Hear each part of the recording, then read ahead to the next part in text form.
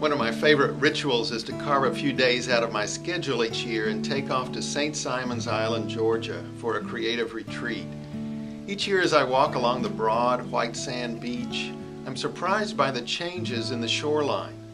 The sea breezes and tides have reformed the sandbars, eddies, and shores. It always throws me off a little. Not only is the landscape different, but each year I realize I am different.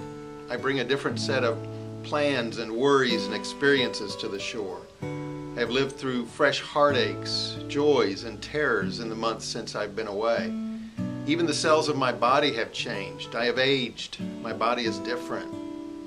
My spirit has been wounded in new ways and cracked open for new growth, if I've been willing.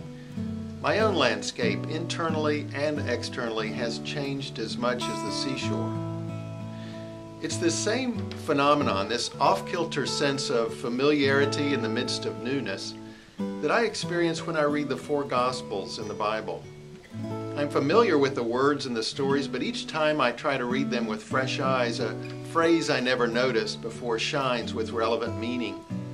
A minor gesture of Jesus suddenly generates a sea change in perspective. A troubling question or doubt arises, demanding attention. I know this landscape, but it is different, reformed by the changes in my own understanding, my own spirit, and needs. Well, during my visit to the island a few years ago, as I was dealing with the latest crises in my life, I noticed something different in the landscape of the Gospels. The emotions of Jesus started shining brightly on the pages, and I realized how passionate he truly was, how fully he experienced whatever he was feeling, living it, expressing it, not apologizing for it, but simply being who he was, directly, wholly, and authentically. This shattered my own comfortable presuppositions about Jesus. So often in classic theological interpretations or movie portrayals or other fictionalized accounts, or even in our own heads, we see a Jesus who is cool, calm, and collected. He is beyond emotion. Freshly shampooed and blue-eyed and folded by crisp, clean robes, he floats above the grit and grime of human existence. He doesn't hurt, he doesn't fear, he doesn't laugh, and most tragically, he doesn't love very passionately. In fact, nothing about him is passionate.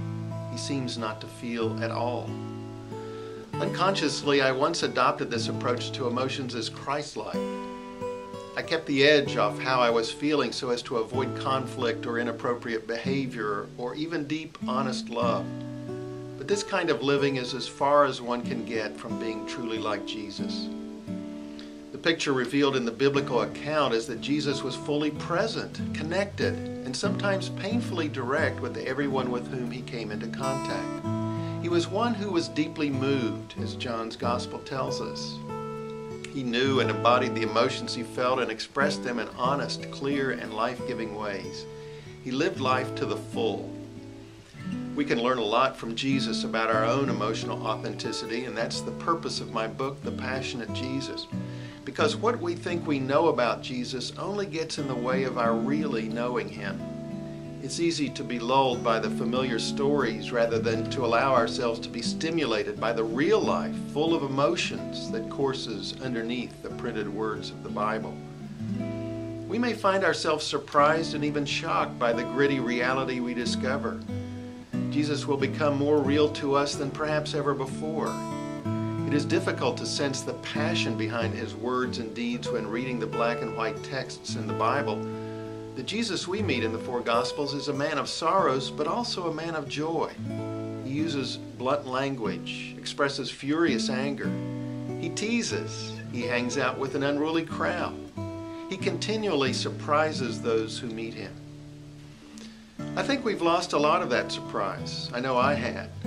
So as we meet Jesus again, as he weeps at the death of a beloved friend, or allows a heartbroken woman to massage his dirty feet with her oiled hair, or lashes out at the hypocrisy of the religious leaders, or speaks to a sorrowful thief on the cross next to him, or just playfully teases his friends, we can experience the emotion of the moment with Jesus.